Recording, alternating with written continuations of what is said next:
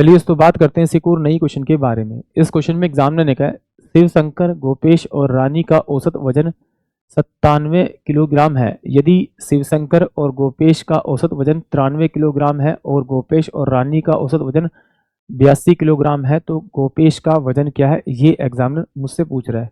तो देखिए जब भी इस प्रकार का क्वेश्चन आता है तो वो इस फॉर्म में मिलता है आपको। ए बी सी का औसत वजन ये दे रखा है, फिर कहेगा आपको ए बी का इतना है, फिर बी सी का इतना है, तो बोलेगा बी का वजन निकालो। जो डबल वाला होगा उसी का वजन निकालने के लिए बोलेगा, या फिर आयु में आएगा तो आयु निकालने के लिए बोलेगा। तो इस टाइप के क्वेश्चन को एग्जाम में कैसे करना, देखिए जो आपको डबल वाले में वैल्यू वाला पर्सन दे रखे उन दोनों की आप वैल्यू जोड़ दी। इसमें जैसे देखिए इसमें शिव शंकर और गोपेश दे रखा था, इसमें गोपेश और रानी यानी गोपेश डबल बार दे रखा, तो इन दोनों की वैल्यू को आप ऐड कर दीजिए। तो ये 5 आएगा, ये आपका 17 आएगा, और उसको औसत था ही तो उसको डबल कर दीजिए।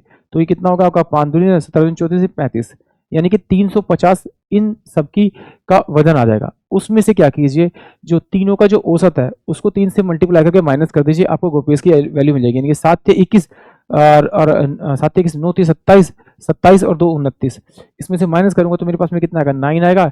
ये मेरे पास में कितना होगा आपका 5 हो जाएगा। यानी कि 59 जो एज होगी वो गोपेश की होगी, यानी कि ऑप्शन सी जो होगा वो इस क्वेश्चन के लिए करेक्ट होगा। एग्जाम में तो आपको ऐसे ही करना है। अब इसको एक बार समझ लेते हैं कि एक्चुअली में क्या किया है।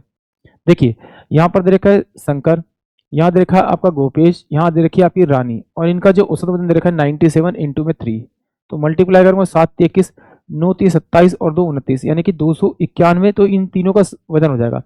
अब एग्जाम ने कहा जो भाई शंकर और जो गोपेश है उसका जो औसत वजन है वो 93 इंटू में आपका 2, तो ये टोटल वजन आ जाएगा।